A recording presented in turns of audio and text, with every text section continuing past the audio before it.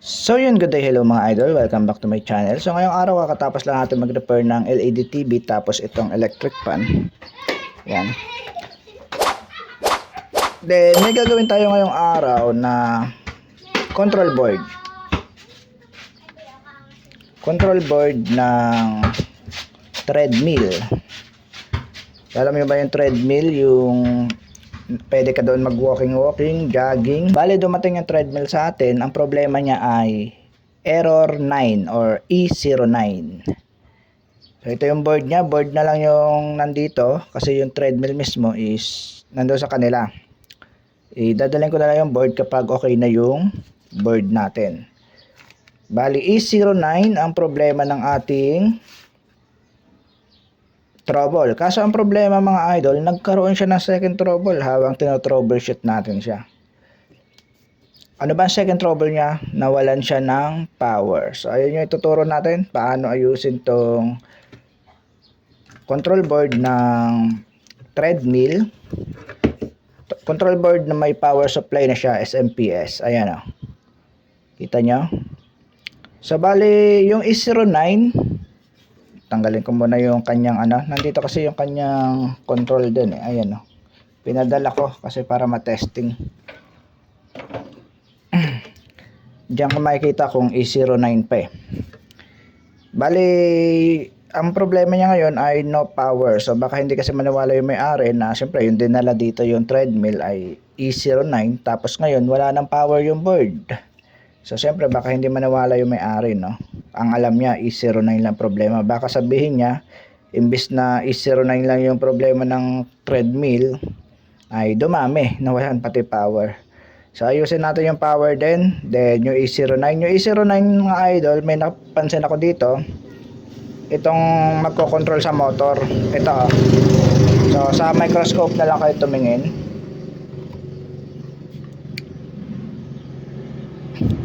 Kung mapapansin nyo, yung sa A09, kasi bago nawala ng power to ay nakapag voltage check pa ako mga idol bago siya tuluyan nawala ng power. So nasaktuhan lang talaga na habang nire-repair ko siya, bigla naman nawala ng power. So ito yung A09, kung mapapansin nyo itong circuit na to, kinuskus ko na lang yan eh para lang magkapit yung sira yung diode dito. Ito, nagpalit ako ng diode, ayan, SMD. Then, yung IGBT, ito, yung may balot na yan, ito. Tinanggal ko yung balot. Ito, IGBT niya. Ang part number niyan ay, ayan, 40N. Kita ba? Ayan, 40N, 60N. So, ito siya. Ito yung sira. Nagpalit na rin ako. Ayan, 40N, 60F naman to, FD2. So, pares lang yan. Shorted ito iano ko sa tester. Pero hindi pumutok yung fuse. Yung ceramic fuse. Ceramic fuse ang naka dito eh. Yan hindi yan pumutok. Okay naman. Buzzer test na lang natin para marinig niya. Test natin kahit anong paana lang kasi shorted naman eh. Shorted, tumutunog ang tester kahit dito wala pala, pero pag binaligtad ko tumutunog pa rin. Yan, baligtaran, tumutunog. Tsaka yung reading nya 000 ohms. Ohm lang pala, ohm. Yan kaya 100% shorted, sira yung IGBT. So nagpalit ako IGBT, pero bago ako nagpalit syempre check ko muna yung nakapalibot. So yung transistor dito good naman, pero hindi nakakabit yung saan ba yung ito. Dumi pa hindi ko pa kasi nalinis.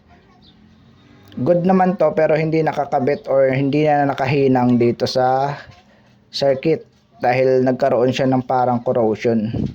So pag ginalaw mo umaangat. So hininang natin mabuti yan, kapit na kapit.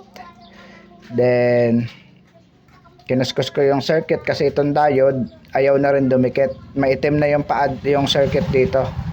Na didikit lang yung LED pero hindi talaga siya totally nakadikit. Kapag tinunaw mo itong nandito, natatanggal. Ibig sabihin yung ilalim hindi nakadikit. So ngayon kahit tunawin mo to, nakadikit na tong ilalim. Kinuskus natin, nilinis natin.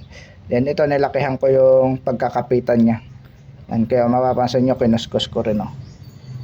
Yan.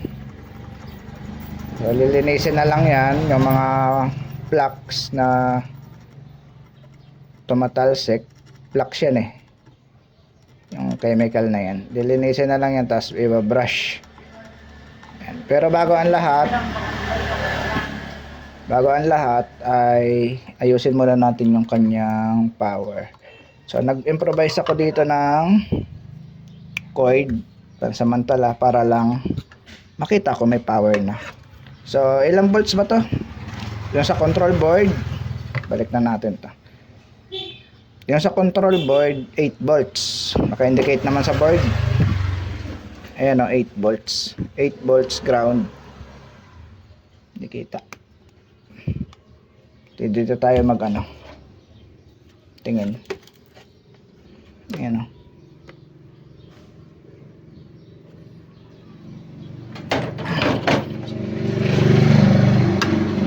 Then, saksak natin. Hindi na natin kailangan ng microscope dahil malalaki na yung circuit dito banda. Ibaba na natin yung camera. Okay. Gamit tayo na extension kasi maiksi yung nilagay kong wire.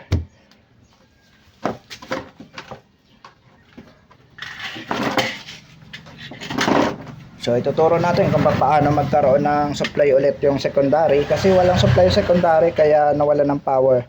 Dati lumalabas pa yung error niya. Ngayon wala na, as in talagang dead na yung ating board.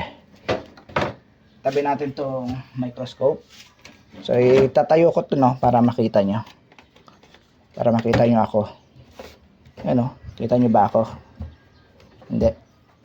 Baligtarin ko na lang mga idol para hindi matumba. Ganon din. Ganyan na lang. Kita naman siguro, no? May ilaw naman yun, may LCD naman yan. Kaso wala talaga. Pantay natin para hindi masilaw. Okay, saksak natin ha. Sasaksak ko na. Extension, sinaksak ko. May supply na yan. Mapapansin nyo, hindi gumana. Wala na tong switch, no, kasi naka-bypass na to. Recta cord yan, no. Check natin yung supply, baka sabihin nyo hindi nakasaksak. To 20 volts, tignan natin. Ayan. Wait lang, maluwag yung saksakan. Ayan, meron siyang 224 volts. Okay. Dito tingnan natin ha. Ay, baliktarin ko yung board. Binunot ko muna mga idol. Baliktarin natin. Yan. Saksak ulit natin. Kung mapapansin nyo, dito sa main filter capacitor ay DC tayo, DC. Kasi main filter yan. Syempre DC. Baligtad. Meron tayong 315 volts. Ibig sabihin, good. Yung simula cord hanggang dito sa fuse, yung mga tatawiran niyang diode, hanggang doon, good. Okay? Ngayon, 320 volts. Tingnan natin yung secondary kung may 8 volts. Ito kasi sa 8 volts mga idol. Ito yung 8 volts. Ito ground. Ayan yung capacitor ng 8 volts. Itong dalawang paa na to. Itong isa kasi ground. Ayan, oh. Ground yan. Papunta dito. Then yung isa positive. Ito. So, kailangan may 8 volts tayo dyan. Tingnan natin.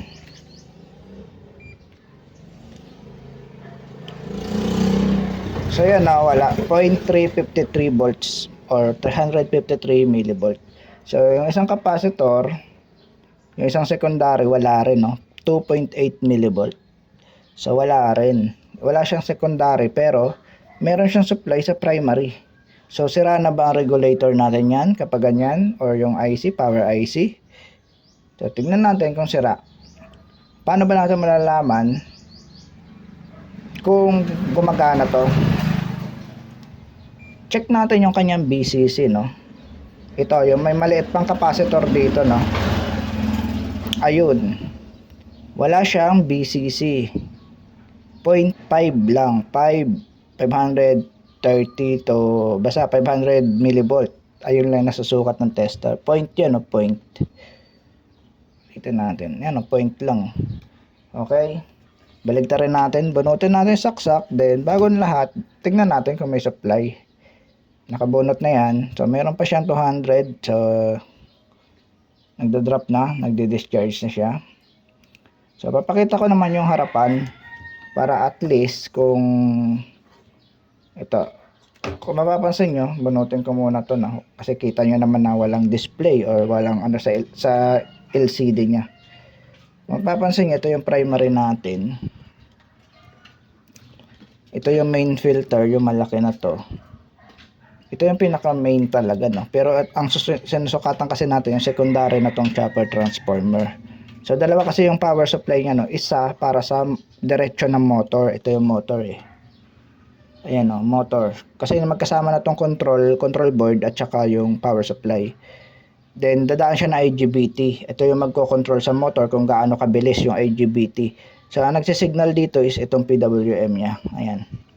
Ayan nagsisignal dito para gumana yung motor. Ito yung main filter ng motor. Ayan. Pero yung sinusukatan kasi natin, ito. Yung chopper transformer. Ito yung walang supply kaya wala siyang power. Yung 8 volts na to. So kaya dito tayo sa isang main filter nya. Ayan. Dalawa kasi yan nakaparallel yung diode na yan. Ito yung diode na isa. Ayan o. Then, ito naman yung diode ng malaki. Yan, yung itim na to. Para sa kanyang motor. Yan, kita nyo ba? Ayan yung diode niya. Para dito. Then, itong maliit na to, diode niya yan. Na tong isang main filter. Ngayon, ang BCC niya, lagi yan may kasamang maliit na capacitor. Ito. Ayan yung BCC niya ng regulator. Kahit anong TV, meron yan. O kaya ano pa ba mga may power supply, mga SMPS or switching mode power supply. So wala siyang BCC, di ba? At least man lang 5 to 20 volts meron to. Dito siya, ayan. Ngayon, check natin kung shorted yung kanyang circuit. Kung bakit wala siyang BCC. Buzzer test natin.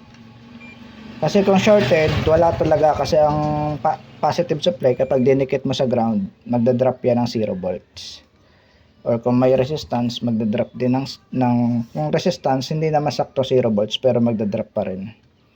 Ito yung dalawang paa rin na to ang i-check natin, no, yung kapaan ng capacitor mismo para mas mabilis tayo.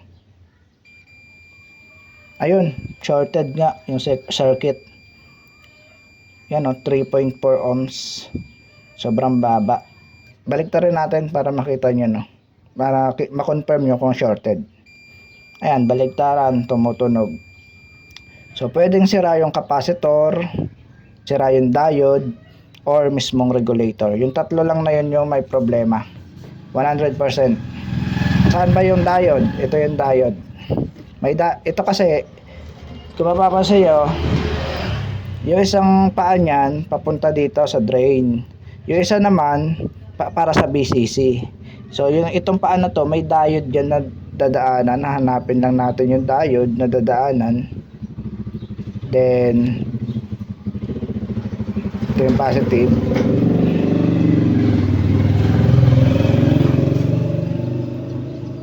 Okay, tingnan natin mga idol, bunutin natin siya sa board. Tingnan natin kung ano yung mawawalan ng tingnan natin yung diode dito kung shorted.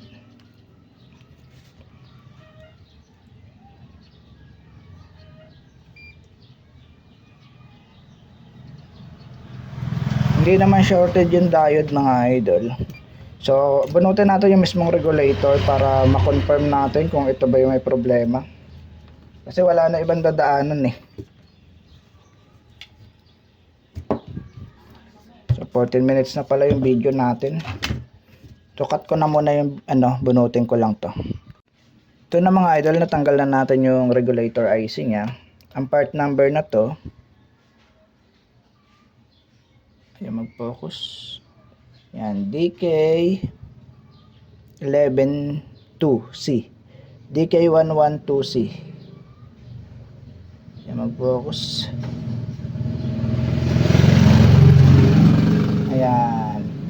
Ay yung part number. And then check natin yung board kung shorted pa rin. Buzzer natin, no.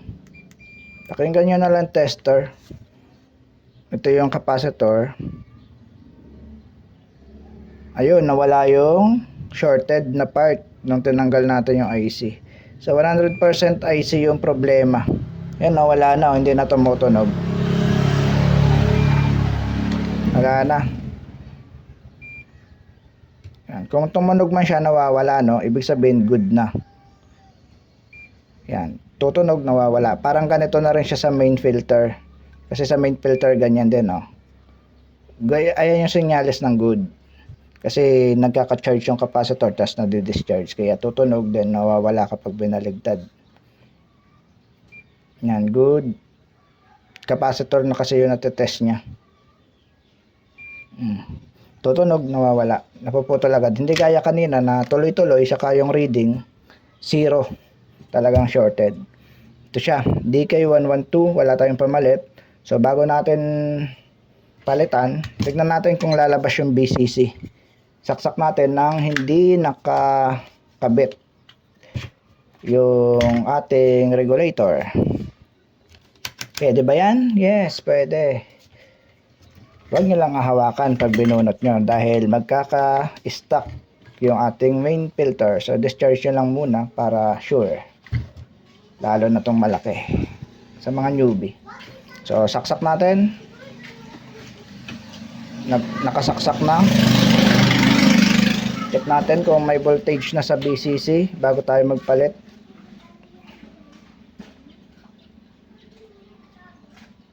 Lang. Meron siyang negative 1.3 volts. So nasa 1.3 lang pala ang BCC niya, no. 1.2.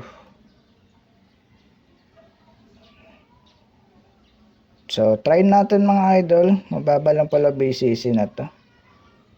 1.1. So try natin. Siguro nga baka mababa lang dahil ang supply lang niya naman 8 volts lang.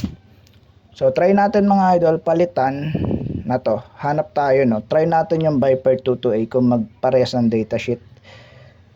Cut ko muna yung ano, isa-search ko lang sa Google yung pinout ng Viper 22A tapos itong DK112. Hindi ko rin kasi kabisado. So hindi naman porket nagbablog tayo kabisado natin lahat ng pyesa. So kahit naman yung mga master natin dyan, magse-search pa rin yan sa Google dahil hindi lahat ng pyesa ay kabisado natin yung data, no, kung pwede ipagpalit. Ito kasi ngayon lang nakakita na to. Ang kadalasan nakikita ko Viper 123 or Viper DK123. So mga ganon pang mga speakers. So itong 112, so ngayon lang naka-encounter na ganitong regulator kasi bihira naman magkaroon ng treadmill na ano na nagpapagawa. So ngayon nga lang ako nakagawa ng treadmill first time. So tingnan natin kung parehas ang datasheet. Ito yung nahanap natin sa ating lalagyan. Wala tayong nakitang DK123 or Viper 22A. So pero meron ako dito nakitang AM22A. Ayan, oh. Focus natin. Ayan, mag-focus. Ayan, AM22A. So, tinignan ko datasheet. Ito yung DK112. Ito yung AM22A. So, pareha sila ng pinout. So, try na lang natin. Pero hindi porket parehas ng pinout ay pwede na, no? Kasi minsan mas mababa yung specs. Nagkakaroon ng fluctuate yung voltage. So, gawin natin is ikakabit na lang natin para sure. Hindi ko na kasi tinignan yung specs nila, no, kung parehas talaga ng pati yung mga voltahe. So pero I think pwede to dahil itong AM na to, AM22A, nakakabit ito kadalasan sa mga speaker, mga ganon. Ito, ang papaganahin niya lang naman is konti lang naman na wattage. Kumbaga ito lang yung papaganahin niya, i-on niya lang yung control niya. So ito kasi iba na yung power supply pagdating sa motor, no. Ito lang para sa control niya lang, no, control board. Napakababa lang ng watts niyan, kaya sa tingin ko okay na yan. Kuskusin lang natin yung paa kasi medyo maitim na, medyo matagal na na-stock tong pyesa na to. Mga sinaunang piyesa pa to eh. Bihira kasi itong ganitong piyesa, kaya na stock minsan. Kadalasan kasi iba ang nakakabit. So ito, try na lang natin. Kaya kailangan alam nyo rin kung paano, kung wala kang pamalit, alam nyo rin kung paano nyo gawa ng paraan. Okay, nakuskus na natin, kabit na natin. Bago ang lahat, tingnan natin baka may stock dahil inon natin pala kanina. Main filter. Wala to dito dahil may relay. Kailangan mag-click ng relay. Dito lang, dito. May 93 millivolt, so mababa na yan. Pwede natin ikabit, safe yan. So, to, kasya na siguro to mga idol. Kita na yung butas. Ayan o. Kabit na natin to. Ito yung isa sa kinagandahan ng ano no, ng sinaunang piyesa oh. Tanso talaga yung paa oh. Tingnan mo, kulay pula nung kinuskus ko ng blade. Compare sa bago ngayon. So sa pagkabit na to, may marking to no, bawal baligtad. Ayan oh. Para sa newbie. Ayan, kita nyo yung parang slot or parang uka na yan no. Diyan nyo itatapat yung uka nya. Ayan, may uka rin to sa kabila. Ito. Diyan nyo siya itatapat.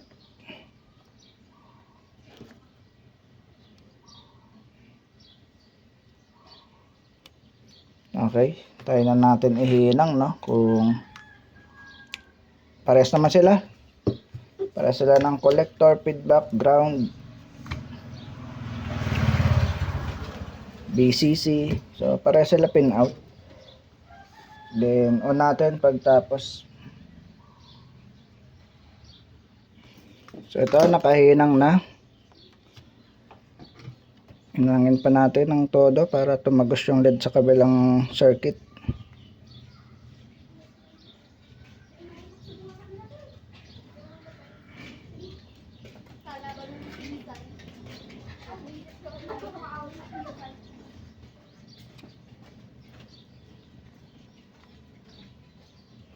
Okay, tester muna natin kung shorted yung feedback section.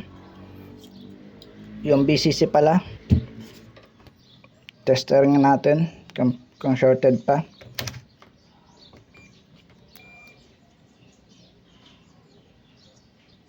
Okay, hindi na. Gawin natin ngayon, try na natin siyang i-on. Isaksak kasi wala na pala tong switch. Okay, puro set 4 na lang tayo. Okay. Ganyan lang kadali ayusin yung power supply. Yan o, umilaw siya. Kaso yun nga, fluctuate. Hindi siya pwede. Fluctuate yung supply. 5, 6, 7, 5, 6, 7. Hindi pwede yung AM228. Ayan yung sinasabi ko no, hindi porket parehas ay pwede na. Ayan, fluctuate siya. So hindi siya pwede, pero parehas sila feedback. At least confirm natin na parehas sila feedback, parehas sila pin out.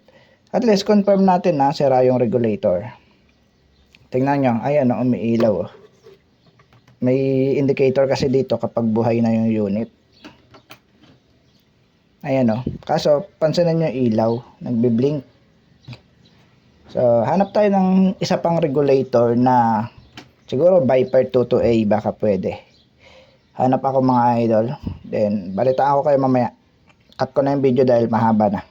At least, confirm natin. No? Hanap tayo ng medium match dito. So, pag wala tayong mahanap, no choice, ipo-4 wire natin to.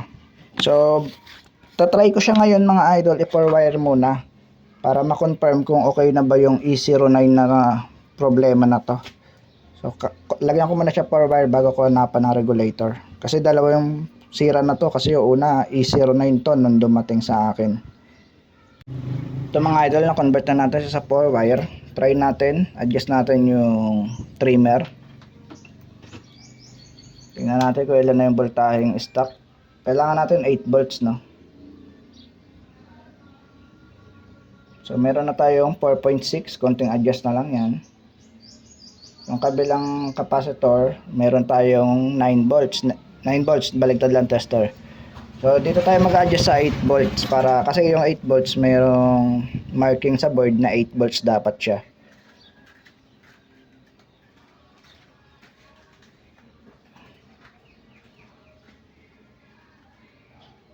Adjust natin hanggang 8 volts. Ingat lang sa baka dumikit yung test probe.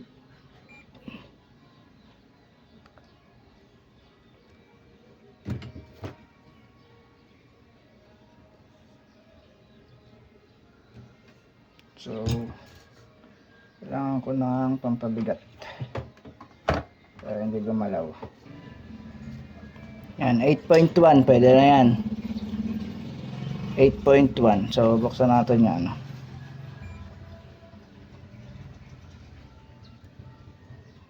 So, meron siya 8.1. Tignan natin yung isang capacitor ko, ilan yung supply dito. Para may reference kayo. 16 volts. Baligtad lang test probe. Yan, 16 volts yun sa kabilang capacitor. Dito. Bunutin ko muna ha. Dito. 16 volts dito. Dito ay 8 volts. Tingnan nga natin kung bakit 16. Yan, tama kasi 25 volts yung capacitor nung isa.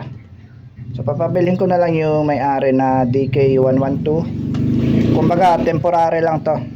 100% na yun talagang sira. Hindi lang nag-match yung AM22A. Kasi ganun talaga mga idol kapag hindi match, no? Nagpa-fluctuate. Pero pareho sila pin out. Yan, nakakuha na naman kayo na idea. Kasi tested ko na yan, kaya alam kong magpa-fluctuate minsan. So, tignan natin kung iilaw yung yung indicator niya. Kasi di ba may indicator to?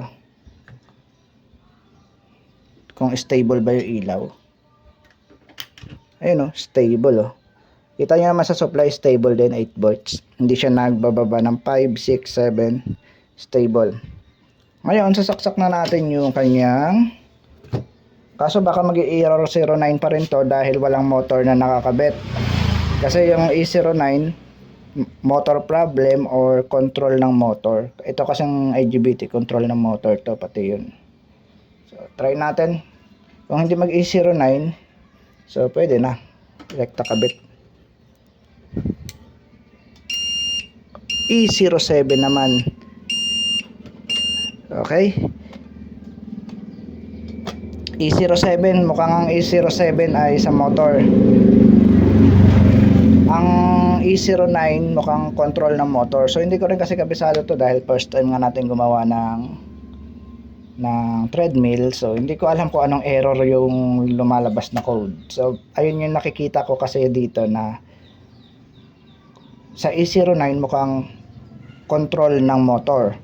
Yung E07 dahil walang motor na nakakabit, E07. Bali yun yung ating analyze, no? Dahil wala naman tong makikita sa YouTube na tutorial kung paano ayusin yung treadmill. So kung meron man, baka ibang brand yung makita nyo. So bawat brand kasi iba-iba yung error ng code. So dito ang nakikita kong code para sa E09 ay yung control board or control ng motor. Then E07 baka motor problem. Kasi ngayon E07 siya. So malalaman natin tong ayos na kapag nakakabit na yung mismong motor dito. So wala kasi dito yung treadmill, no? Ulitin natin, no? I-on ko ulit, no? E07 siya ngayon. So, para siguro matry natin kung ayos na, siguro lagyan natin ng kahit bulb, load man lang dito sa ating, kahit ilaw lang siguro. Hanap tayo ng ilaw mamaya. Nag-on na siya, umana na. Tsaka dumiretso siya, Hindi yan ganyan, Dati kasi E09 agad yung lumalabas. So, ngayon dumiretso siya. Nag-click yung relay. So, try natin mga idol. Lagyan natin ng load. Hanap tayo kahit electric pan siguro, no? Kaso DC kasi ito, DC motor to, Baka hindi pwede yung electric pan. Hanap tayo ng LED na lang. LED na ilaw.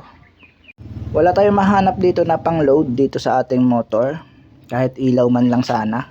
So, ang gagawin natin, pupuntahan na lang natin yung may-ari. Dadalhin natin tong board niya. Pero hindi ko muna pinix yung 4 wire niya. Then, papabilhin ko pa kasi siya na tong DK112. Kaya, para matesting lang kung okay na ba, para sure tayo na bago ang lahat, sure tayo na ito na lang talaga ang sira. Titesting natin doon kung ano, bibidyohan natin kung kung may iba pa bang problema. So, yun lang. Sarado pala mga idol. Linggo pala ngayon. So, magagawa na lang muna tayo ng amplifier. Ito.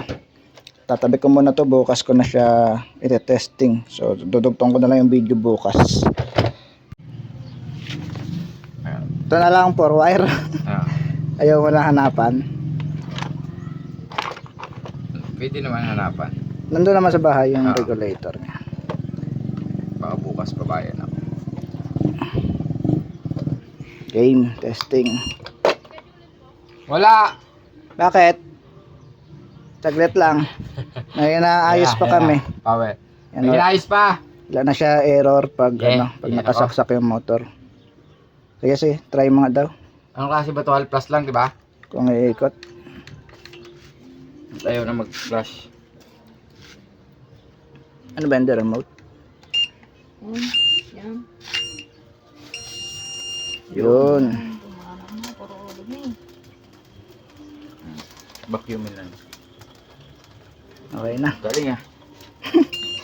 Ang bilis. Ang bilis.